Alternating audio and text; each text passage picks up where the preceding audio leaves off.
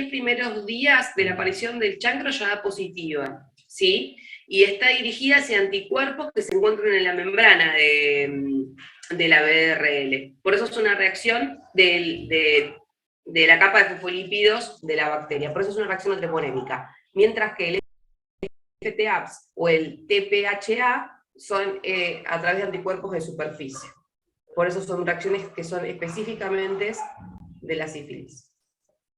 Se clasifica según el tiempo de evolución, en temprano, precoz, antes del año. Entonces, nosotros sabemos que la sífilis se va a dividir en un periodo de incubación, una sífilis primaria, una sífilis secundaria y una fase de latencia temprana, ¿sí? Y en las 3 primeras se contagia. Mientras que en la sífilis tardía, que dura más de un año, tenemos una fase de latencia tardía y una sífilis terciaria. Es decir, estas 6 etapas en total, las 4 de la sífilis temprano precoz y la de la sífilis tardía, las 2, van a cumplir todo lo que es la evolución de un proceso sifilítico. Ahora, se dividen en temprana y tardía, ya que en la etapa temprana la sífilis es transmisible, pero curable, clínica y serológicamente, completamente con tratamiento. Mientras que en la tardía, es decir, luego del año de contagio, no es infeccioso, no es contagioso, pero tampoco curable, ¿sí? Y eso es lo que vamos a ver ahora. Ustedes tienen que saber cuáles son las manifestaciones en piel de cada una de las etapas, ¿sí? Principalmente de la sífilis temprana, que es antes del año. Ya cuando estamos en la sífilis tardía, no hay mucho más que hacer, ¿sí? En la etapa precoz, acá estamos antes del año parados, ¿sí? La duración es de 10 a 90 días, en promedio de 21 días. Esa duración puede ser variable, pero fíjense que tienen hasta 3 meses, pero un promedio de 20 días. Es decir, el treponema se inocula, una vez que se inocula, se comienza a diseminar hacia los ganglios, y tenemos un promedio de entre 20 días y hasta 3 meses, ¿sí? Y va a depender, para que se produzca la enfermedad, el inóculo, el estado inmunológico o la toma de una dosis suficiente de treponamicina, es decir, de penicilina, ¿sí? Y por supuesto que esta etapa es contagiosa. Ahora, ¿cuándo hablamos de sífilis primaria? Cuando se establece el complejo primario. Ese complejo primario de la sífilis primaria está formado por el chancro y las adenopatías regionales. Parece una pavada esto, yo seguramente lo vieron en infecto, pero no lo es y aparece mucho en las guardias. ¿Por qué no lo es? Porque tienen que entender que toda úlcera que ustedes encuentren en genitales de un paciente, o una úlcera que ustedes encuentren en un paciente en una localización que esté relacionada con las relaciones sexuales en un paciente joven o una edad intermedia, tienen que pensar que es un chancro, ¿sí? Por más que las características no sean tal cual, ustedes ahora van a ver unas fotos de chancros y van a ver que tiene características habituales el chancro, ¿sí? Pero de todas formas, lo habitual del chancro es la tipía, ¿sí? Es decir, es la primera clase que nosotros tuvimos de sífilis, la frase del profesor fue: lo típico del chancro es la tipía. Entonces, se puede presentar uno, pueden ser múltiples, ¿sí? Pueden tener el fondo limpio, el fondo sucio, es decir, tiene una forma característica de presentación, pero de todas formas, ¿sí? Pueden ser chancros atípicos y la BRL de un paciente con úlceras tienen que hacerla igual, ¿sí? El chancro aparece en el sitio de inoculación, es una úlcera que cura espontáneamente en 4 a 6 semanas y contiene gran cantidad de bacterias. Y las adenopatías regionales, en el consenso de la Sociedad Argentina de Dermatología, habla de que son bilaterales, pero siempre que tengan una patología va a empezar de un lado, ¿sí? Hasta que se haga bilateral, ¿sí? Son palpables, no inflamatorias, no dolorosas, de consistencia firme, no fistulizan y aparecen en la primera semana de infección, aunque duran meses. Si no están, no se descarta el diagnóstico. Si ven una úlcera, hay que hacer una BRL de todas formas, ¿sí? Acá lo que tienen que saber principalmente es que como las adenopatías regionales son no inflamatorias, no dolorosas, van a ver que hay otras enfermedades de transmisión sexual que sí tienen adenopatías inflamatorias, que sí son dolorosas, que sí fistulizan, ¿sí?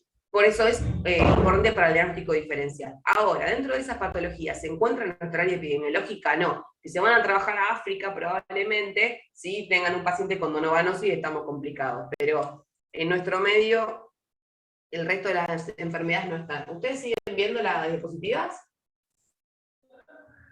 Porque se me fueron. No, no, no, doctora. Perdón. No sé qué apreté. Así está la computadora loca hoy.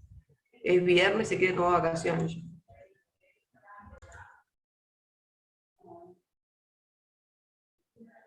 ¿Qué pasó? ¿Se cerró esto?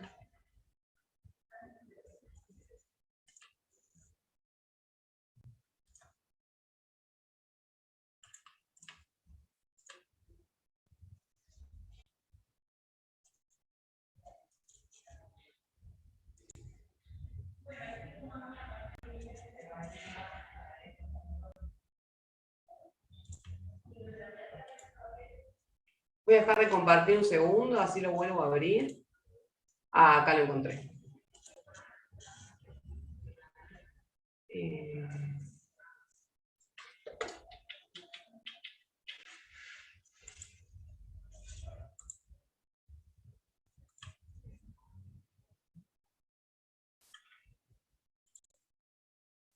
¿Ahí lo ven?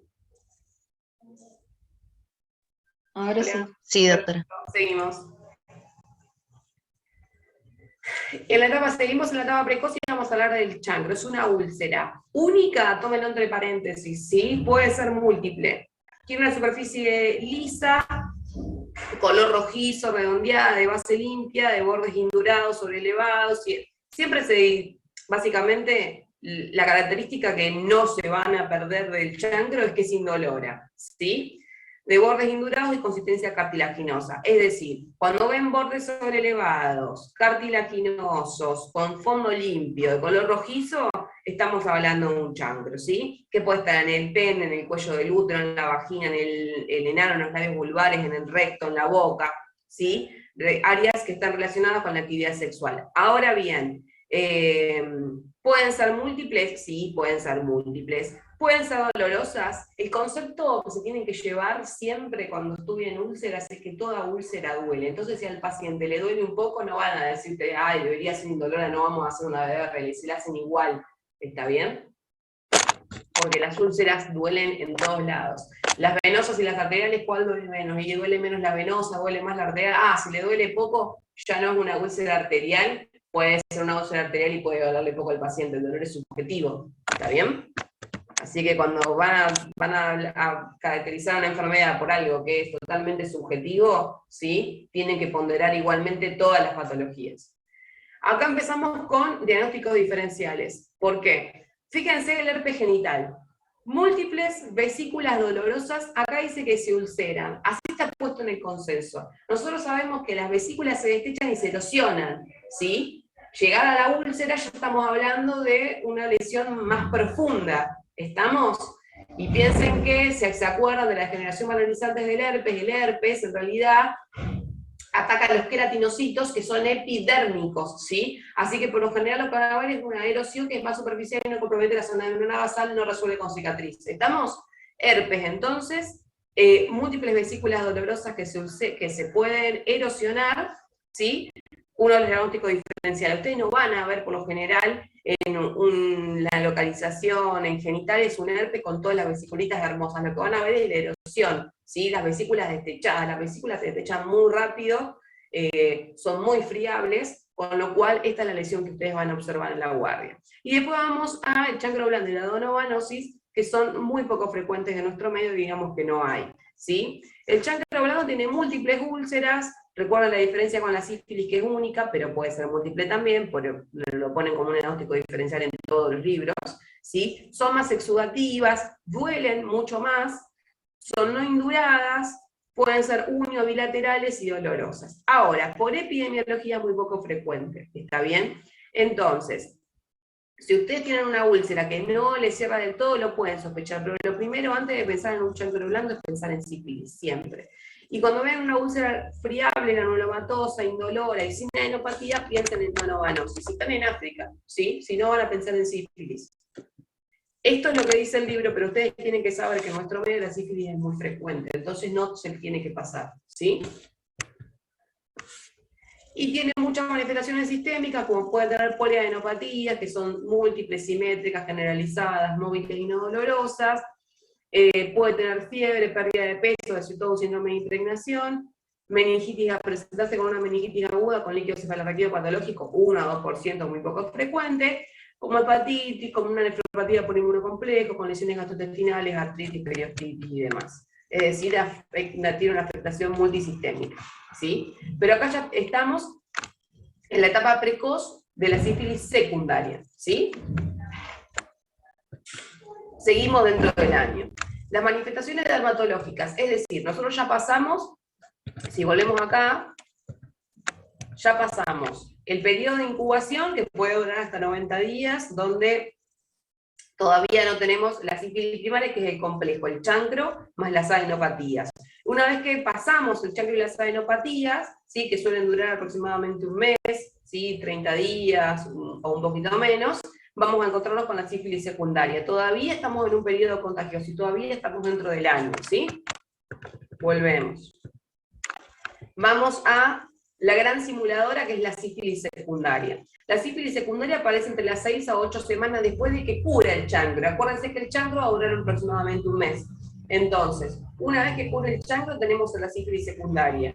Cuando nos encontramos de cara con la sífilis secundaria, nos vamos a encontrar con un montón de clínica que puede presentar el paciente y que simula otras enfermedades. Por eso es la gran simuladora, ¿sí? Las lesiones mucocutáneas generalizadas incluso pueden comprometer el estado general del paciente y, bueno, se caracterizan por el poliformismo lesional. No es que decimos, bueno, como en psoriasis, en la psoriasis vulgar encontramos una placa, en el herpes encontramos una vesícula, en la sífilis secundaria podemos encontrar múltiples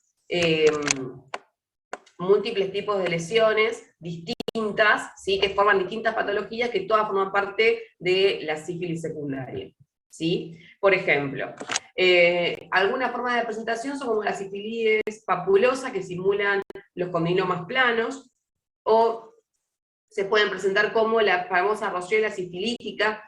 Fíjense, máculas circulares de color rosado, que son asintomáticas, que se encuentran en palmas, en plantas, en cuello, en tronco, que pueden desaparecer a los 30 días y dejan unas manchas que se llaman collar de Venus, que son la hiperpigmentación residual de estas lesiones, ¿sí?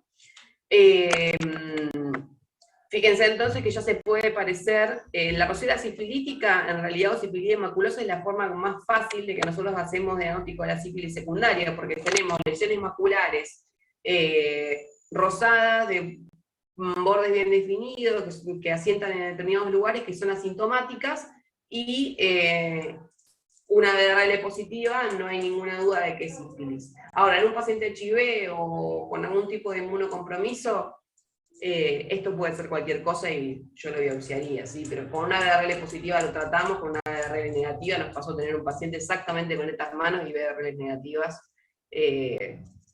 Ojo con eso, puede ser cualquier cosa, hay que ir un poco más allá en el diagnóstico. Pero bueno, sepan que tienen que sospechar de una royela sifilítica, tienen que sospechar de un condiloma plano cuando ven una sífilis papulosa, sí, tienen que sospecharlo, pero también de sífilis, porque también las puede dar. Ahora, también existe la sífilis papulocostrosa, la sífilis elegante de Brock, ¿sí? La alopecia en Abras, hay muchas formas de presentación de la sífilis secundaria. En mucosas, ¿sí? Son frecuentes, son muy contagiosas, pueden acompañar de otras lesiones de la piel, ¿sí? La localización es oral, genital, faringe y laringia. Tiene varias formas clínicas, pueden ser de manera de presentarse como una manifestación eritematosa, como sífilis oparina, como una forma papulo-erosiva o sífilis intradea cegada. Esto es todo en mucosa oral, ¿sí? O genital. Dejado libre de evolución, las lesiones van a desaparecer para luego recidivar en menor cantidad, con localizaciones en grande, en prepucio o en la cara, en la sífilis tardía, ¿sí? Pero ahora todavía estamos en la temprana. Fíjense cómo. Tiene manifestaciones eritematosas y puede simular una angina roja, ¿sí? Porque produce una amigdalitis pseudomembranosa. Acá dice que es poco dolorosa, con adenopatías cervicales. Piensen en una faringitis, ¿sí? En un paciente, cuando vean una faringitis, piensen que puede llegar a tener sífilis. En una disfonía, el paciente puede tener una sífilis en su laringe. Cuando ven un condinoma plano, acá se repite de vuelta porque estamos hablando de mucosas. Cuando vemos una glositis caracterizada por placas de papilas eritematosas y brillantes, también hay que pensar en la sífilis de pradera cegada, que son de la sífilis. La sifilides oparina, que son estas lesiones blanquecinas de bordes bien delimitados, una forma riñonada, ¿sí? Tienen que pensar en sífilis, porque estamos hablando de una sífilis opalina. En las quelitis angulares tienen que pensar en sífilis. Con mencionarlas está bien, con que sepan que la sífilis tiene muchos tipos de presentaciones, no es que tienen que saber algo específico de cada uno, ¿sí? Pero sepan que tiene muchas presentaciones la sífilis secundaria y sepan cuándo pensar en ella, ¿sí? Luego pasamos, todavía estamos en la sífilis temprana, a la sífilis latente, que es una fase de infección subclínica solo detectable con pruebas serológicas. Hay que sospecharlo en pacientes con antecedentes de sífilis primaria o sífilis secundaria, obvio, o pacientes expuestos a la infección, y por supuesto en sífilis congénita. Es un periodo no infeccioso, no contagioso porque no hay problema, sino que hay un proceso de inmunoagresión por inmunocomplejos que se ve al año o a los 2 de infección. Las lesiones van a pasar inadvertidas y el hallazgo fortuito, es decir, no hay lesiones, ¿sí? Pero hay inmunoagresión por inmunocomplejos. El hallazgo fortuito con una BDRL, que la tienen que pedir en estos pacientes cuando tienen antecedentes de sífilis, cuando son expuestos a una infección o en sífilis congénita, y según su duración puede ser temprana. Esto de temprana y tardía, de vuelta, en el libro, por ejemplo, en el Fitzpatrick habla de 2 años, en el consenso habla de 1 año, ¿sí? No son tan juiciosos los límites, ¿sí? Y pasamos a la sífilis terciaria, que es un periodo no infeccioso, no contagioso, donde existe inmunoagresión por inmunocomplejo, consecuencia de la falta de tratamiento desde el primero hasta más de 20 años, ¿sí? Si el diagnóstico es serológico, es sífilis latente. Si se acompaña de manifestaciones orgánicas, hablamos de la sífilis visceral.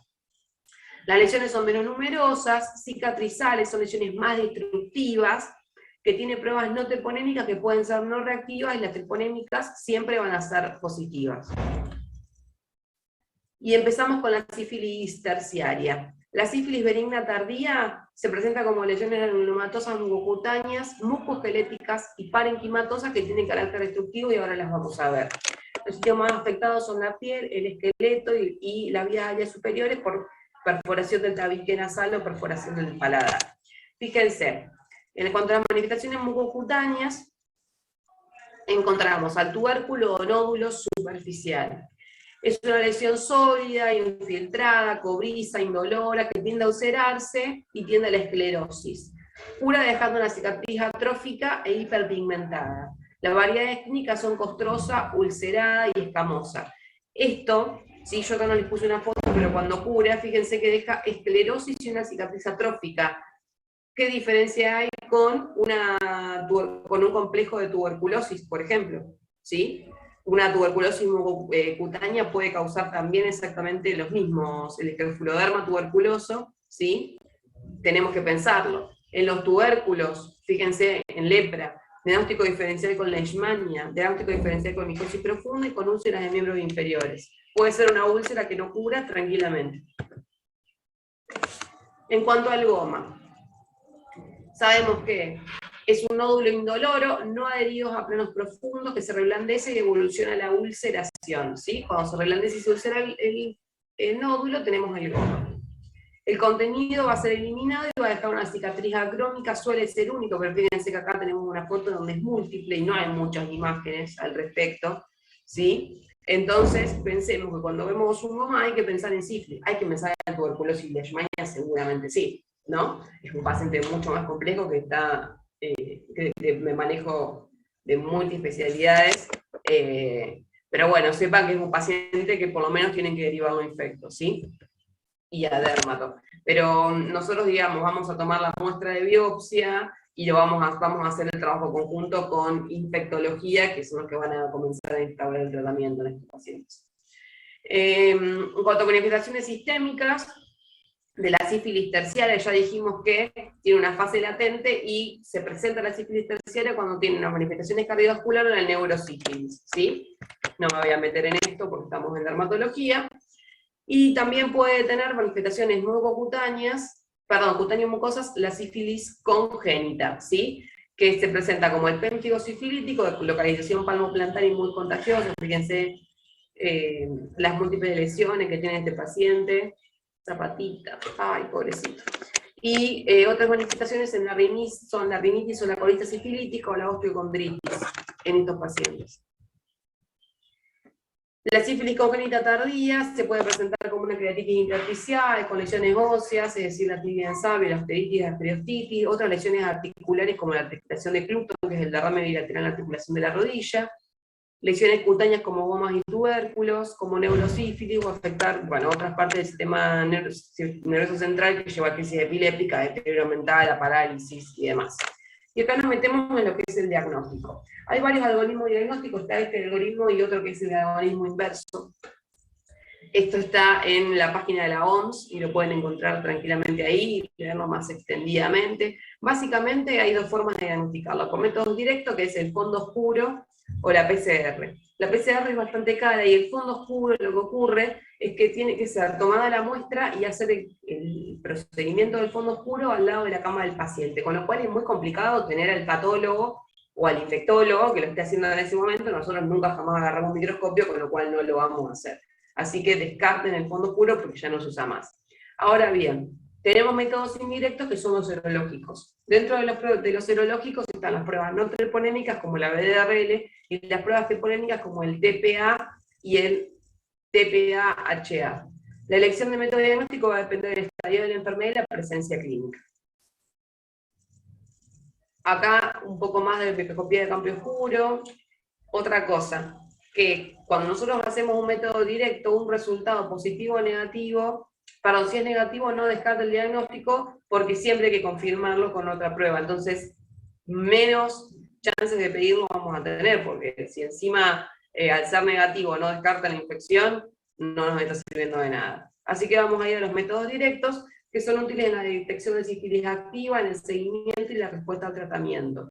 Son confirmados por una prueba treponémica, es decir, una vez que hacemos la BDRL hay que confirmarlo si es positiva, ¿sí? Si la reacción da más de 8 DILs, hay que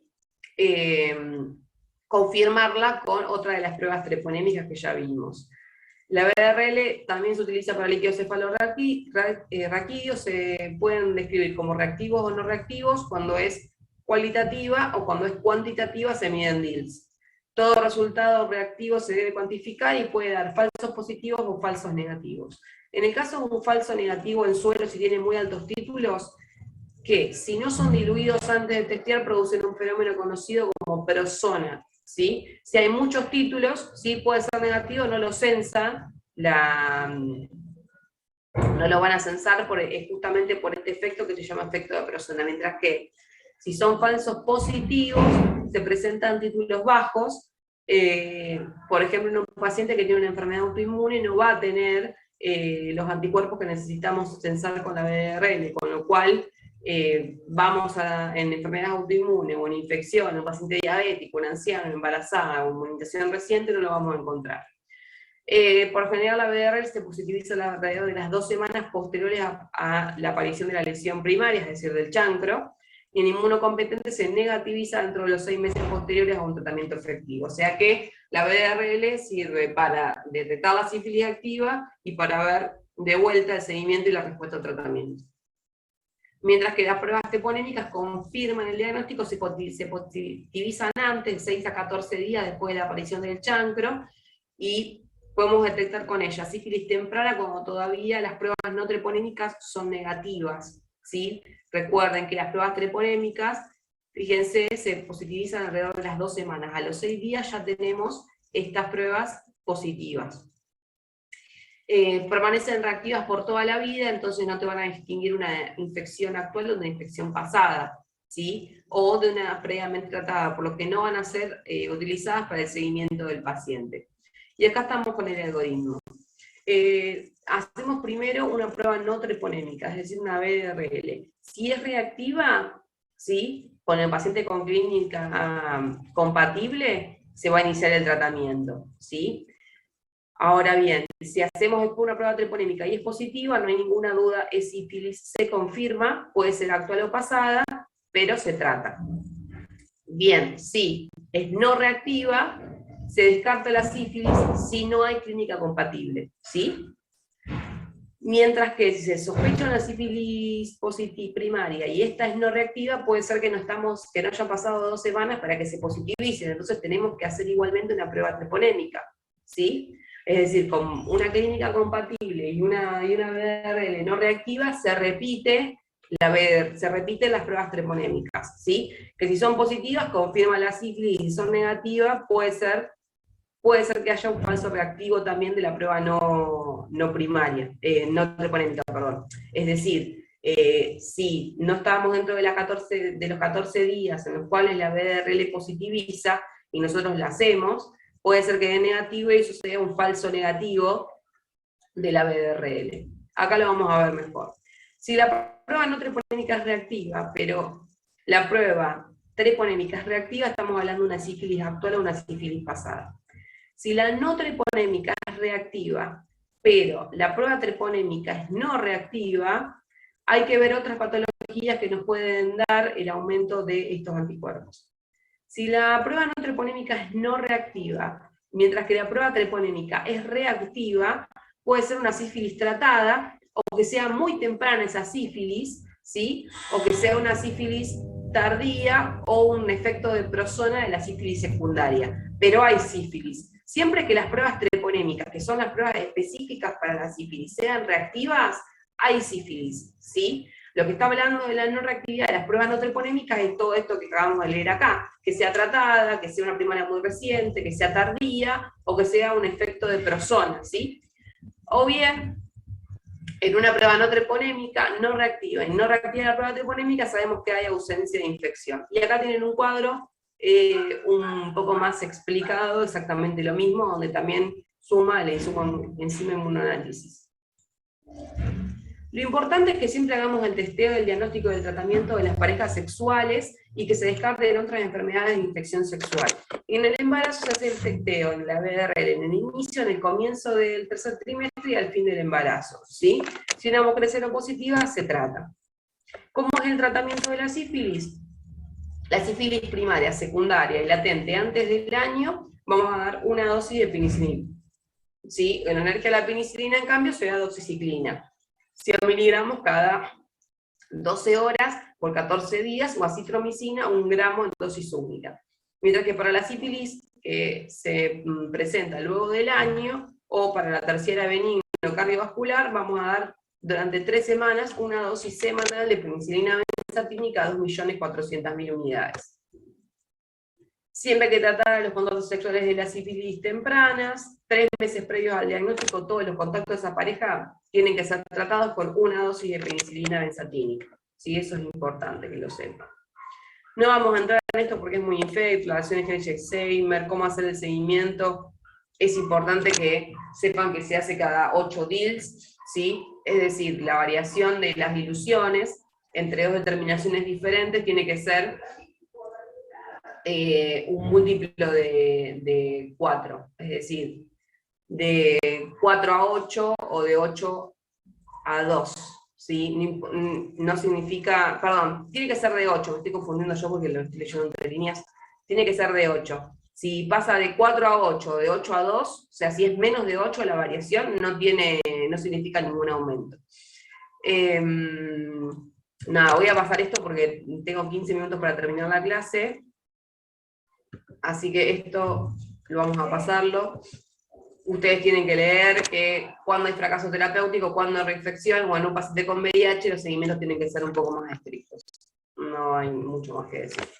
Chancro blando. Es una enfermedad de transmisión sexual que está provocada por Haemophilus ducreyi, ¿sí? Luego un periodo de incubación de unos 5 días, me aparece en el sitio de inoculación una pápula que rápidamente se transforma en una pústula y da lugar a una úlcera. Fíjense, tienen la adenopatía y tienen una pápula, ¿sí? Que se va a transformar en una pústula y luego su úlcera, que pueden ser únicas o múltiples, muy doloroso, tiene bordes bien delimitados, de forma redondeada, tiene un área eritematoso periférico, fondo granulomatoso, supurativo y un olor característico. ¿En qué van a pensar cuando ven a este paciente? En sífilis, primero, ¿sí? Y se piden la BRL. El chancro blando es muy poco frecuente en nuestro médico. De un 30 a 60% de los pacientes van a desarrollar la adenitis inguinal, que puede ser unibilateral, suele afectar un solo ganglio, con signos de dolor, eritema e inflamación, y es frecuente que se fistulice y se libere material purulento. Acá vemos otras imágenes en la región vulvar, ¿sí? Y el tratamiento puede ser con antitromicina una dosis, o se fracciona en dosis únicas de 500 miligramos intramuscular, eritromicina 500 3 veces al día por 7 días, y hay que tratar los contactos hasta 10 días de comenzar la enfermedad, aún en ausencia de síntomas. Vamos al herpes, que es una patología que sí es muy frecuente en nuestro medio. Es producida por el virus, por los virus herpes de tipo 1 y tipo 2. El tipo 2 está más presente en lesiones genitales, aunque pueden variar, y el tipo 1 más presente en lesiones orales. Ambos tipos pueden causar lesiones en cualquier lugar de la piel o de las mucosas y cursan largos periodos de latencia, pudiendo resolver periódicamente según el estado del huésped. Va a tener transmisión vertical, y hay que pensar en los pacientes en edad reproductiva. La primoinfección. Sabemos que el 90% de las primoinfecciones son asintomáticas, ¿sí? Pero se transmite de todas formas, por más de que la primoinfección sea asintomática. De ese 90%, transmite el 70%, o sea, es decir, de ese 90%, si ese 90% lo pasamos a un 100%, el 70% transmiten. Aproximadamente, piensen que 6 de cada 10 personas transmiten, ¿no? Porque estamos hablando de un 90% y no un 100%. Es un montón, chicos, es un número altísimo, ¿sí? Que el 60% de los pacientes que tienen una primoinfección herpética asintomática vayan a contagiar. Por lo tanto, una enfermedad muy preponderante en nuestro medio. El 10% de los pacientes que no se les presenta la primoinfección de manera asintomática, se les presenta como una gingivoestomatitis herpética primaria. Y eso es pregunta de examen. Y el que no me lo responde no va a aprobar conmigo. Porque es súper importante que sepan que la gingivoestomatitis herpética es la cara de la primoinfección herpética cuando no es asintomática, ¿sí? Entiendo que es en un 10% de los pacientes y en el 90% es asintomático, pero es tan frecuente que tienen que saberlo. Tiene una incubación de 2 a 12 días y se puede presentar también como todo virus con otros síntomas, ¿sí? Dura de 2 a 4 semanas. También se puede presentar como vesículas, como una cervicitis, como una balanitis, uretritis o proctitis, ¿sí? Con secreciones genitales, dispareunias, linfadenopatías dolorosas, ¿sí? Las manifestaciones neuropáticas son muy comunes, es decir, el paciente dice ya no tengo más lesión, pero vengo porque me arde la vulva, o vengo porque tengo ardor. Por ejemplo, si estaríamos hablando de la presentación del zóster, la neuropatía es muy, muy frecuente. Siento que electricidad, siento que me pincha, me pica, me duele, me arde, es totalmente normal. El compromiso sistémico se caracteriza por fiebre y cefalea y también duran 2 a 4 semanas si presentan estos síntomas. Recuerden que cuando existe una recurrencia, la recurrencia es menos severa, más localizada, resuelve más rápido y el pródromo suele ser menor, ¿sí? Acá tenemos una presentación de un herpes en labio, ¿sí? Va a presentar el paciente disestesia, es decir, cambios en cuanto a si le duele o no le duele, ardor, dolor, edema, enrojecimiento, vesículas, erosiones, costras. En cuanto a la clínica, en primer término lo que vamos a ver es un enrojecimiento de la zona con picazón, inflamación y con dolor. Y a las pocas horas se ve el pudillado hemorrágico y más tarde van a ver las vesículas que se disponen en el ramillete.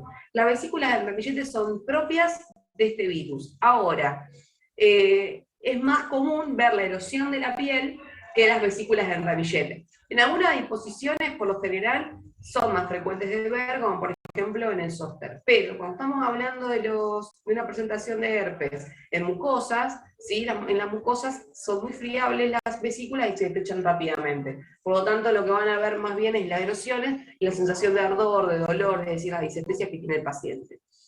¿Cómo es el diagnóstico? Bueno, principalmente nosotros hacemos un diagnóstico clínico y un tratamiento dirigido. Ahora, ¿se puede hacer citodiagnóstico? ¿Se puede hacer histopatología? Sí, claro. No se hace, por lo general, en pacientes cuya presentación clínica es muy evidente, ¿sí? El citodiagnóstico es SAM, donde se raspa el fondo de la vesícula para visualizar el efecto citopático del virus. O también se puede realizar la detección de antígenos o las serologías. En cuanto a las serologías, ¿sí? Sepan que dentro de los primeros 14 días, tanto la IgG como la IgM aumenta, por lo tanto las serologías no son tan utilizadas para el diagnóstico, lo piden mucho los infectólogos, pero no nosotros. Aumenta muy rápido la IgG, con lo cual no terminamos de comprender si la infección es aguda o es una infección pasada, ¿sí? Entonces no sirven del todo las serologías, ¿sí? Si pasó más de una semana, ya el diagnóstico. Por lo tanto, nosotros por lo general nos basamos en la clínica para hacer un tratamiento dirigido. El tratamiento va a ser con aciclovir 400, 5 veces al día. En una primera infección se da durante 7 a 10 días y en recurrencia menos días, ¿sí? Cuando tiene más de 6 episodios anuales se da la profilaxis con 800 miligramos por día. ¿Cómo lo van a dar al aciclovir? Es 400 miligramos, es 5 veces al día, pero ustedes lo van a dar cada 4 horas y que el paciente descanse 8 horas. ¿Cómo es esto? Lo van a dar a las 8 de la mañana, a las 12 del mediodía, a las 16 horas, a las 20 horas y a las 12 de la noche, ¿sí? 8, 12, 16, 20 y 24. Y luego descansan 8 horas el paciente y vuelve a iniciar el ciclo del aciclovir, ¿sí? Linfoadenoma venérea es una enfermedad causada por Clamida trichomatis que presenta 3 serotipos, L1, L2, L3, es gram negativa, tiene un periodo de incubación de 3 semanas, y luego aparece una úlcera pequeña e indolora, lo cual desaparece sin tratamiento. La enfermedad va a seguir su curso y tiene una adenitis unilateral, dolorosa, próxima a los ganglios de la lesión inicial. Tiende a adherirse a planos superficiales y profundos y con frecuencia origina múltiples fístulas. Linfoadenoma venéreo. Se puede hacer una detección de antígenos, se pueden realizar serologías, el tratamiento de elección es de doxiciclina, 100 miligramos 2 veces por día por 3 semanas, o acitrohidrina. Vamos a la uretritis gonocóxica. Está producida por Neisseria gonorrhoeae, que es un bilococo gram negativo. En el varón tiene un periodo de incubación corto. El paciente va a referir ardor, dolor y prurito que aumentan con la micción. Al principio la secreción es mucosa y se va transformando en purulenta, que puede ser también de un color más bien blanco, amarillento o verdoso. Se complica con orquidiemitis, esterilidad o estrechez uretral. Y acá vemos las secreciones, ¿sí?, que tiene la uretritis gonocóxica. En la mujer se puede producir supuración uretral o un flujo que es amarillo verdoso, molestias miccionales, dispareo, irritación y demás. En la mayoría de los pacientes puede ser asintomático y pasar inadvertido, es más sintomático en el hombre que en la mujer, se da cuenta más rápido, por eso se complica con sarpingitis, sepsis, esterilidad y embarazo, se lo van a ver en gineco, ¿sí? Por eso lo estoy pasando muy por arriba. El tratamiento es con ceftriaxona, 500 miligramos dosis única, cuando tienen otras alternativas antibióticas de tratamiento, mientras que dentro de las uretritis no gonocóxicas lo más frecuente es la Clamida trachomatis. Los restantes suelen ser ureaplasma, micoplasma y Gardnerella. Las uretritis por clamidia y la mayoría de las uretritis no gonocóxicas se incuban durante 1 a 3 semanas, y en el varón suele consistir en la secreción mucosa serosa y a veces acompaña de molestias miccionales. Nada, de vuelta, esto lo van a ver en gineco, así que lo pasamos. HPV, importantísimo HPV. Tiene más de 150 subtipos, existen de bajo y de alto riesgo que producen una infección que puede ser subclínica, clínica o latente. Es causado por el virus del papiloma humano, ¿sí?, o HPV, que pertenece a la familia Papillomaviridae, que presenta un ADN doble hélice. Algunos fenotipos tienen un potencial oncogénico, que principalmente los que tienen potencial oncogénico son el 16, el 18, el 31, el 33 y el 35. Chicos, son un montón los genotipos que tienen potencial oncogénico. Acá hay 3, son más de 20. ¿Sí? Mientras que sepan el 16 y el 18, yo estoy súper contenta. Se encuentran en la mayoría de los carcinomas de cervix, la transmisión suele producirse por inoculación directa tras el contacto de lesiones infectivas. Fíjense cómo se forman las lesiones, ¿sí?, que pueden tener umbilicación o no, que son de borde bien definido, sobreelevadas, ¿sí?, que varían desde pequeñas pápulas, que son pequeñas y perladas, a grandes masas papilomatosas vegetantes, ¿sí? Otras lesiones acá, de las verrugas. Unas lesiones subclínicas que son las leucoplasias, y estos son fotos de cervix. Y el tratamiento es la topicación con ácido triclorocético entre el 50 y el 80% que usamos al 80% semanalmente, o podofirina al 25-50 semanalmente, la electrocoagulación, la criocirugía o el láser. La electrocoagulación no se recomienda tanto porque causa muchas úlceras en el paciente, y lo que tenemos que hacer justamente es topicarlo y destruir la lesión que está por encima, ¿sí? La lesión más profunda no va a desaparecer, pero sí la superficial. Entonces se topica semanalmente, y siguen apareciendo, se siguen topicando, ¿sí? Eso es todo. Perdón que tuve que ir muy rápido al final, pero bueno, no llegamos con la segunda clase, así que ahora va a venir mi compañera a darle la segunda clase. Claudia.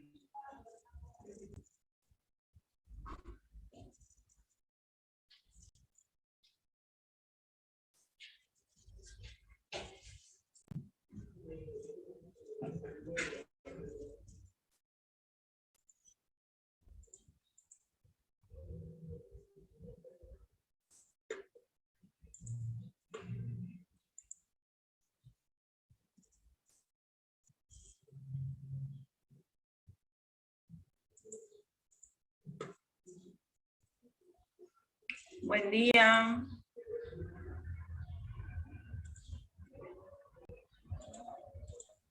Buenos días, doctora. Buenos días.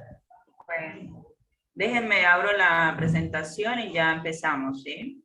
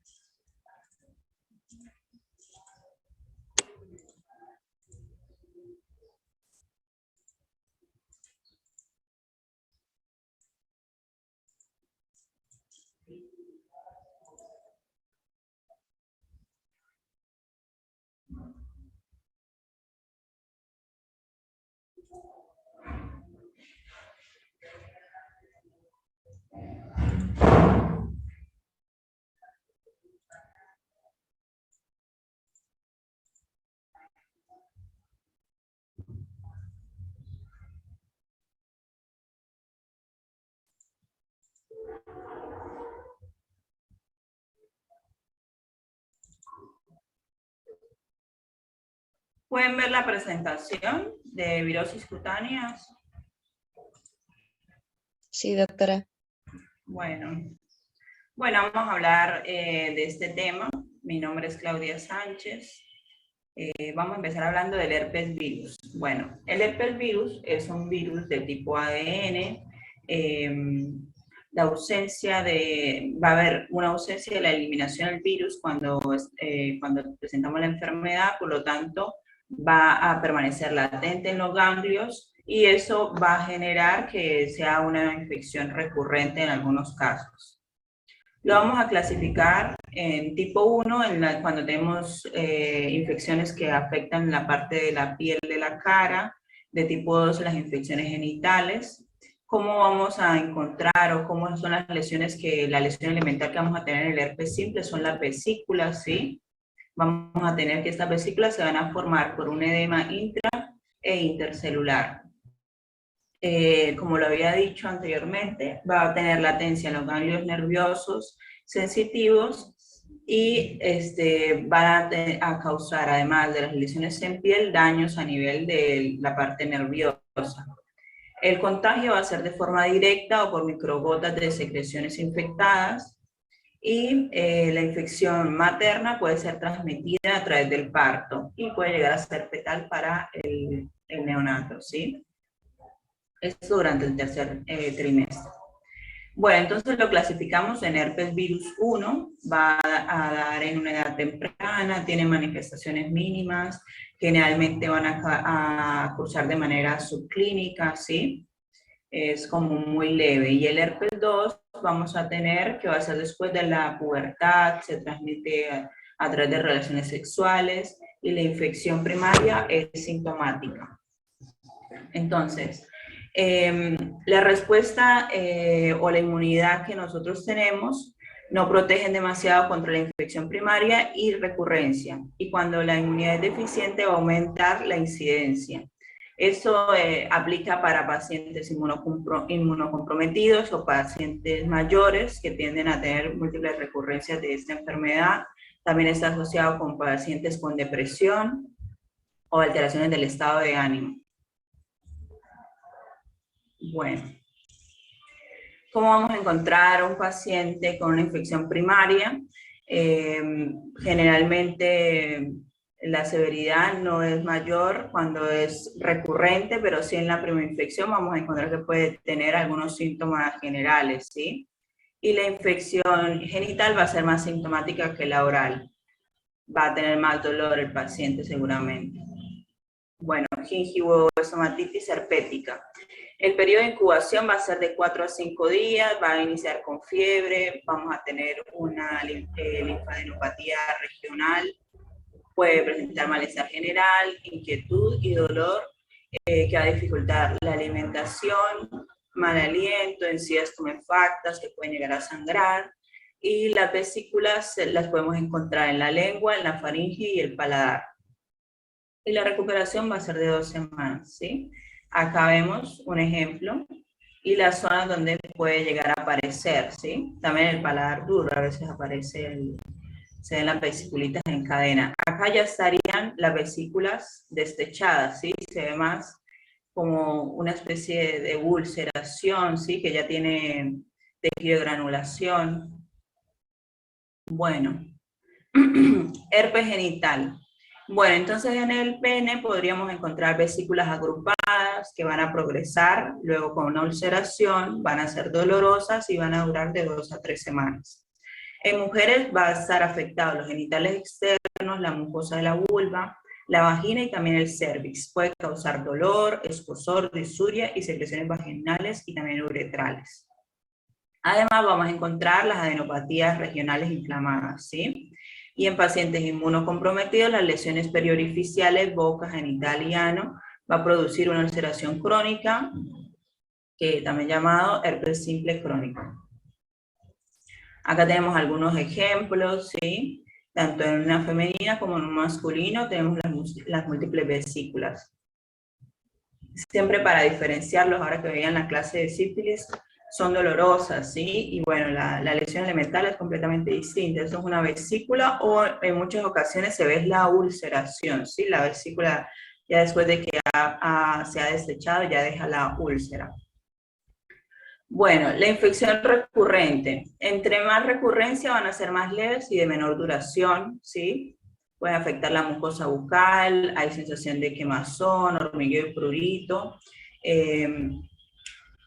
A veces pasa mucho que el paciente a veces tiene primero esa sensación de quemazón o de dolor y luego aparecen las vesículas, ¿sí? El dolor siempre es el primer síntoma, luego van a aparecer las lesiones en piel, entonces son unas vesículas sobre una base eritematosa seguida de una ulceración, costras, y que van a durar, por lo general se delimitan de 7 a 10 días.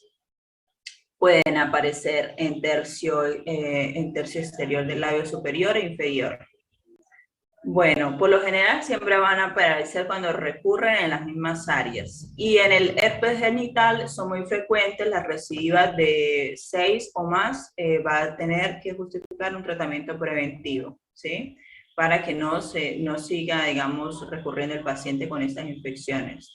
Vesículas agrupadas que producen úlceras de corta duración y generalmente son muy dolorosas, principalmente en las mujeres. Acá vemos alguna paciente con este herpes, vemos que ya están en forma de costra, ¿sí? Y acá vemos la evolución de las vesículas y cómo se pierden su contenido. El diagnóstico siempre va a ser clínico, ¿sí? El tratamiento muy importante, dar un tratamiento adecuado, lo podemos hacer con aciclovir. El oral va a ser 200 miligramos 5 veces al día por 5 días o más, eso siempre evaluando, ¿sí? Si tiene nuevas vesículas, si sigue muy sintomático el paciente, a veces es necesario dar más tratamiento. El tratamiento endovenoso en pacientes inmunodeprimidos o pacientes adultos mayores que no puedan tomar la medicación, ¿sí? O que no tengan un soporte social suficiente, la dosis de 5 miligramos por kilo cada 8 horas. También se da un tratamiento tópico con cremas de aciclovir y otro tratamiento que puede darse es el valanciclovir oral, que la ventaja que tiene con el aciclovir es que son menos dosis por día, ¿sí? Pero bueno, menos usado. Bueno, herpes zóster. La varicela entonces va a ser la infección primaria y va a persistir el virus entonces en el ganglio nervioso. Y este herpes zóster va a ser la activación de ese virus que quedó latente en nuestra infancia. La infección va a ser esporádica, aumenta con incidencia en la edad, si los mayores, las personas mayores van a ser los más afectados, afecta a ambos sexos por igual, se va a transmitir a través del virus que se encuentra en las lesiones y el contagio va a ser en personas que estén susceptibles, ¿sí?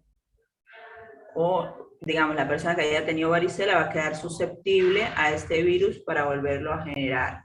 Siempre asociado a la parte inmunológica del paciente, la parte anímica, etc.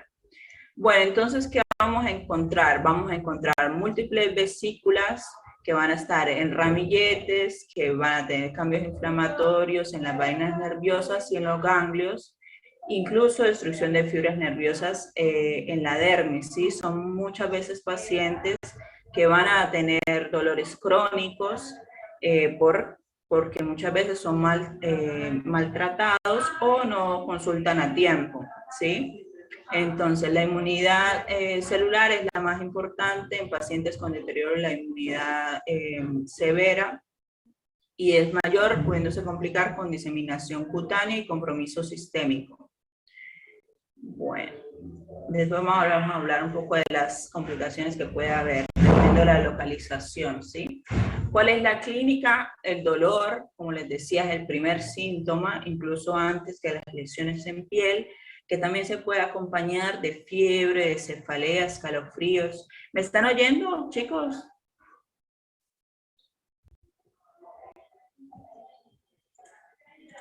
Sí, sí, muy bien.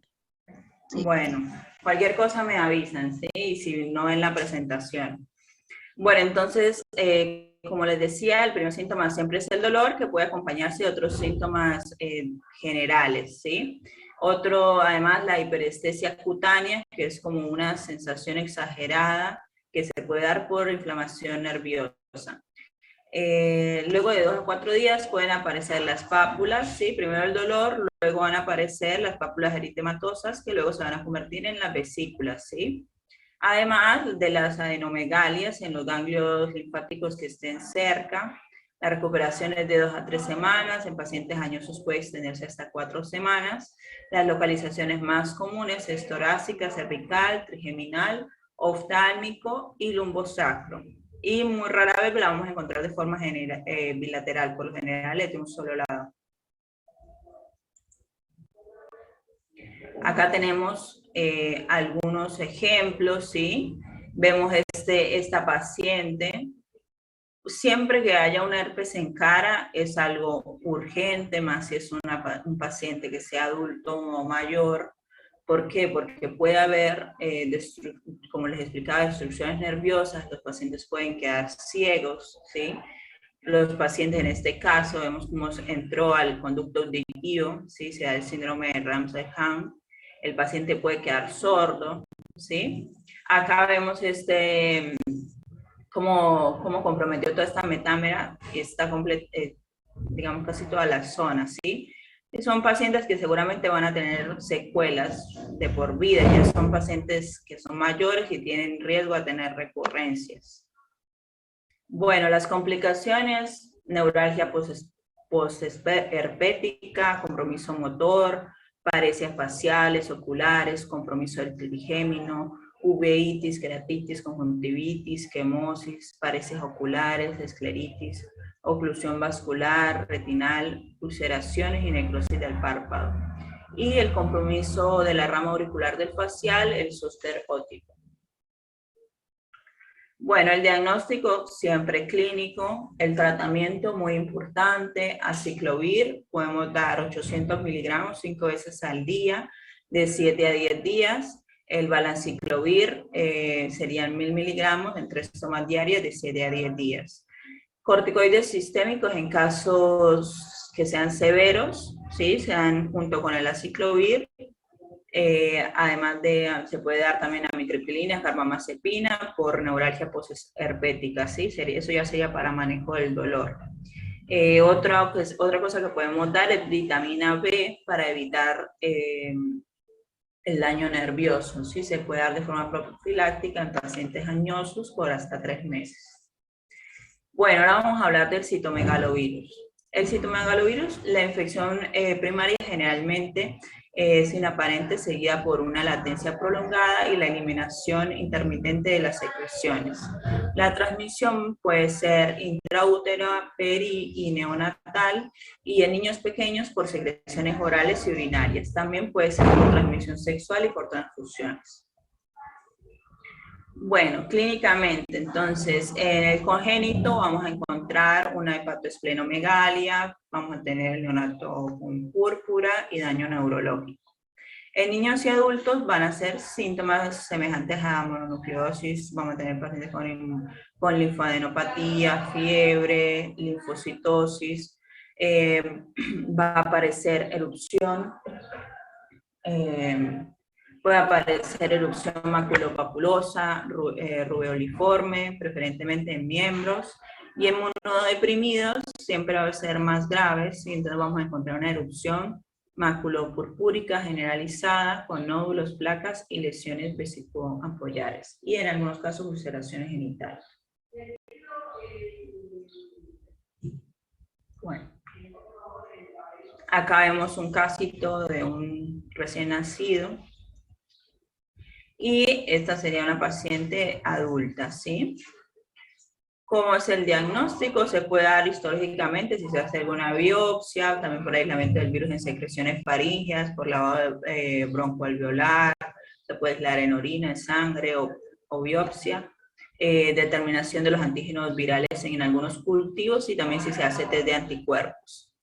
Y el tratamiento, no hay un tratamiento específico, en algunos casos se usa aciclovir en casos que sean muy severos.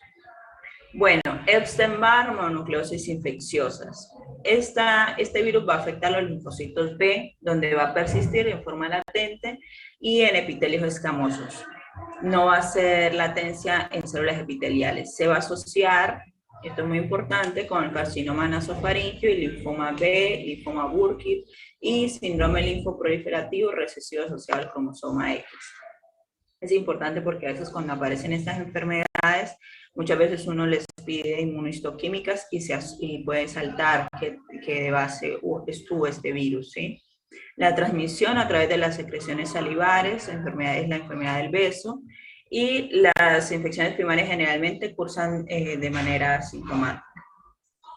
¿Cómo podemos encontrar a estos pacientes? Vamos a encontrarlos con fiebre, con dolor de garganta, faringoamigdalitis exudativa y a tener linfadenopatías, ¿sí? Pueden llegar a presentar esplenomegalia, linfocitosis y daño hepatocelular. Vamos a encontrar también petequias en la zona de la unión del paladar blando y duro, y pueden encontrarse también erupciones maculopapulosas morbidiformes en tronco y brazos, ¿sí? Siempre hay que pensar en todas estas enfermedades, ¿sí? Acá vemos entonces los síntomas, ¿sí? Vamos a encontrar ese paciente, típico paciente con dolor de garganta, persona joven o adolescente, ¿sí? Fiebre, mialgias, y vamos a encontrar, acá vemos las lesiones en boca y en piel. Bueno, el diagnóstico va a ser la prueba rápida para mononucleosis, ¿sí? Vamos a pedir los anticuerpos IgM para Epstein-Barr en sangre, y que van a aparecer durante y después de la infección del virus que causa la mononucleosis. Solo vamos a necesitar esto, y los niveles máximos van a estar de la segunda y quinta semana y pueden estar presentes hasta por un año.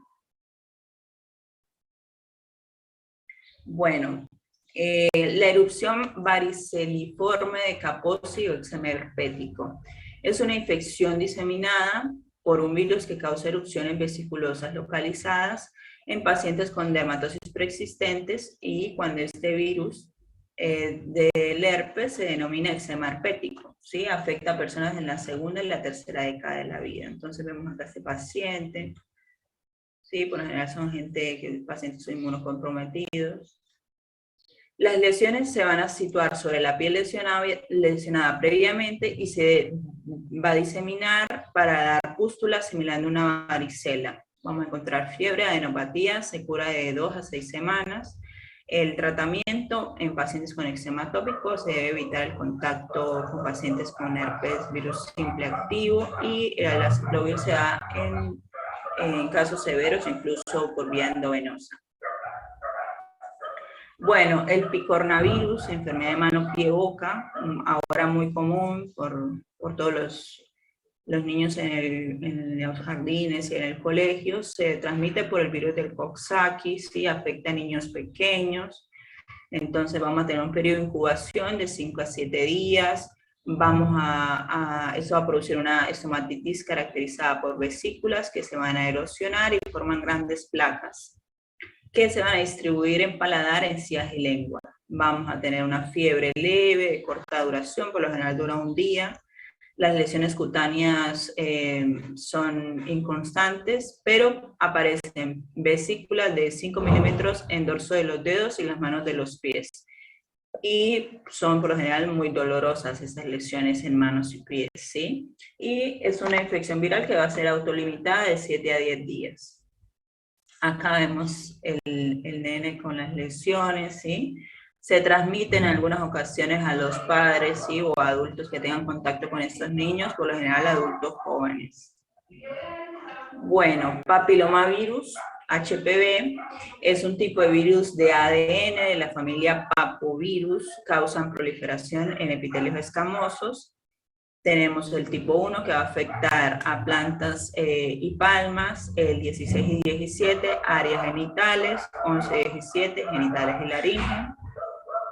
Entonces los papilomas inicialmente van a ser benignos y en un porcentaje pequeño pueden evolucionar a displasias o neoplasias, ¿sí? En general en cuello uterino. Y el crecimiento siempre va a ser lento. Puede ocurrir en cualquier edad, frecuente en niños, ¿sí? Tenemos las verrugas o condilomas también en adultos, que va a ser de transmisión sexual. El periodo de incubación es incierto, puede ser de semanas a un año, y las verrugas genitales entre 3 a 8 meses. El grado de contagio depende de la cantidad de virus, ¿sí? Y de la inmunidad que tenga el huésped. Y la transmisión va a ser por contacto directo o indirecto. Entonces, esto es muy importante, los serotipos de 6 y 11 van a estar asociados a verrugas genitales benignas, y la 16 y 18 a casos de displasia cervical severa, ¿sí? Sean in situ. Pero bueno, siempre van a ser pacientes que tienen que tener otras condiciones que lo predispongan a tener este tipo de enfermedades, tabaco, radiaciones, inmunosupresión, ¿sí? Bueno, acá vemos algunos ejemplos de verrugas virales, ¿sí? Vemos cómo son bien exofíticas, ¿sí? Tienen estas prolongaciones terminales. Acá vemos, es muy común en las manos y a veces se diseminan, ¿sí? Son lesiones que se pueden retirar, se pueden hacer exéresis y bueno, existen varios tipos de tratamiento. El diagnóstico entonces va a ser clínico, también en el caso del ginecológico por colposcopía, penescopía, se pueden revelar entonces lesiones que sean subclínicas, ¿sí? O que no generen ningún síntoma. Busca sistemáticamente tumores, hay que buscar tumores asociados a HPV, mediante entonces la citología en mujeres y en parejas varones con HPV genital, la citología anal, biopsia de lesiones genitales atípicas o refractarias a tratamientos, siempre hacerlo, y el examen regular en piel de pacientes inmunodeprimidos. ¿Sí? Son pacientes que pueden hacer, esos pacientes con este tipo de virus pueden llegar a que estas lesiones o verrugas virales se conviertan en un futuro en un carcinoma escamoso. Es raro, pero puede pasar. El tratamiento, se puede hacer un tratamiento, como les decía, puede ser destrucción química con tópicos como ácido salicílico, ácido láctico, verrugas genitales con resina de podofilino, podofilotoxina, y también hay destrucción quirúrgica. Bueno, vamos a hablar del poxvirus o molusco contagioso. Este virus es de tipo ADN, el crecimiento viral va a estar confinado en la epidermis, donde va a producir hipertrofia e hiperplasia celular. La infección va a ser por contacto con personas infectadas, objetos contaminados. El pico va a ser entre el primero y el cuarto año de vida, en varones principalmente, y en adultos puede transmitirse por relaciones sexuales. La inmunidad celular es importante en el control y eliminación de la infección. Bueno, ¿dónde vamos a encontrar esas lesiones? Por lo general se la van a localizar en el cuello y tronco, sí, alrededor de la axila también, región anogenital, y en caso de inmunocomprometido se extiende ampliamente y es refractario al tratamiento. El periodo de incubación es de 2 semanas a 6 meses y aparece como una pápula lisa, brillante, que va a tener en el centro una umbilicación central y miden de 5 a 10 milímetros de diámetro y por lo general son múltiples. Son autolimitadas y se resuelven de 6 a 9 meses sin dejar ninguna cicatriz, ¿sí? Y el diagnóstico y el tratamiento siempre va a ser clínico y la remoción mediante curetaje, ¿sí? Se hace la exéresis de estas lesiones. Acá vemos las lesiones, no van a atravesar la membrana basal, por lo tanto no va a dejar ninguna cicatriz. Bueno chicos, eso es toda la clase. No sé si tienen alguna pregunta.